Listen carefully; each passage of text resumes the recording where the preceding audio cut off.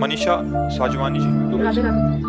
श्री हरिवंश महाराज जी। महाराज जी, जब कोई अपमान करे तो कैसे समझें कि कब चुप रहना है, सुनना है और कब जवाब देना है? अगर हमेशा चुप रहें तो लगता है सामने वाला और भी ऐसा करेगा। तो महाराज जी, ऐसी में मर्यादा नहीं। भगवान शंकर कह रहे हैं, अपने कर्म जाए अपकारी, उमा क्षमा सापहुते भारी।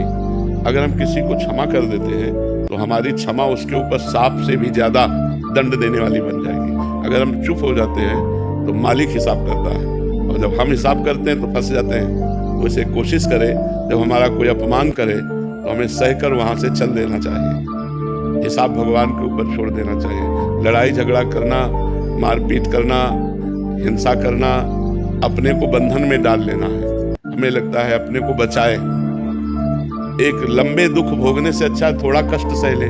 जैसे कोई हमें गाली दे रहा है, हमें अपमानित कर रहा है, यदि हम उससे लड़ गए तो हमारे अंदर क्रोध आ सकता है, मार पिटाई हो सकती है, रिपोर्ट हो सकती है, फिर हम आगे बंधनों में फंसते चले जाएंगे। और अगर हम वो गाली दिया और हम चुप हुए, सुन के चल दिए, तो उसको गाली देने वाले को ऐसा दंड मिलेगा समय पर कि दोबारा किसी को गाली नहीं देगा। मालिक बहुत, हम यही कई बार चर्चा की है, देखो हमारे यहाँ भी मुकदमा कई वर्ष चलता रहता है, तब हिसाब हो पाता है। जैसे कोई केस हुआ तो तुरंत थोड़ी होता है, बहुत कहो 4 वर्ष लग जाए उस केस के सुलझने में, कहो 10 वर्ष लग जाए। तो ये तो एक देश की बात है, वो अनंत ब्रह्मांडों का हिसाब है।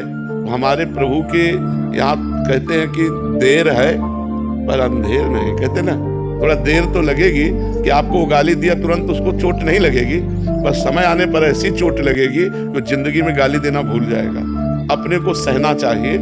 ज्यादा विरोध और लड़ाई झगड़ा और हिंसा आदि करने से हम खुद बंधन में पड़ सकते हैं। तो हमारी सलाह तो यही है कि अगर कोई गाली दे तो चुप हो जाए, कोई अपमान करे तो सह ले, अपना कर्म मान करके कि कोई हमारा बिगड़ा हुआ कर्म होगा।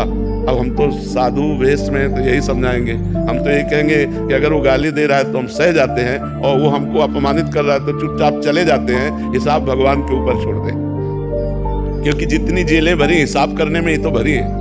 कहीं हम गलत कर बैठे, कहीं हम हिंसा कर बैठे तो कानून का अपराध हमारा बन जाएगा, कानून के विरुद्ध हमारे आचरण बन जाएंगे, तो हम भी अपराधी माने जाएंगे। तो इसलिए हम मारे पीटे नहीं, हिंसा ना करें, क्रोध ना करें, सह जाएं, भगवान से प्रार्थना करें कि हे भगवान उसकी भी बुद्धि शुद्ध कर दो। उचित तो ये है कि हम उसके लिए भी अच्छा सोचें कि भगवान अगर आप इसकी बुद्धि शुद्ध कर दे तो गाली देना बंद कर दे, ये भी एक अच्छा आदमी बन जाए, तो आप इसकी बुद्धि शुद्ध कर दो। हम तो यही प्रार्थना करेंगे कि भगवान सबकी बुद्धि शुद्ध करे, लड़ाई झगड़ा ना हो, एक दूसरे का अपमान ना हो, एक दूसरे को दुख देने वाले वचन न बोले जाए। पर आज नाक में गुस्सा रखा है सबके, नाक में गुस्सा, जरा सा धक्का लग जाए तो आदमी के ऊपर एकदम टूट पड़ता है। हो सकता है वो बैलेंस बिगड़ गया, उसका धक्का लग गया, तो अपने को बोलना है कोई बात नहीं, कोई बात नहीं, आप संभलिए और आगे बढ़िए। लेकिन जरा सी बात में, क्योंकि खान पान सही नहीं है, तमोगुणी भोजन है, तमोगुणी विचार है, तो जरा में गुस्सा आ जाता है। हमें सहन करना चाहिए, सहन में बहुत आनंद है। जब हमें सहन ना हो तो रो देना चाहिए भगवान के सामने, प्रभु हम तो असमर्थ हैं, आप समर्थ हो, आप देख लो। वो जब देख लेंगे ना तो बहुत अच्छी तरह देख लेंगे।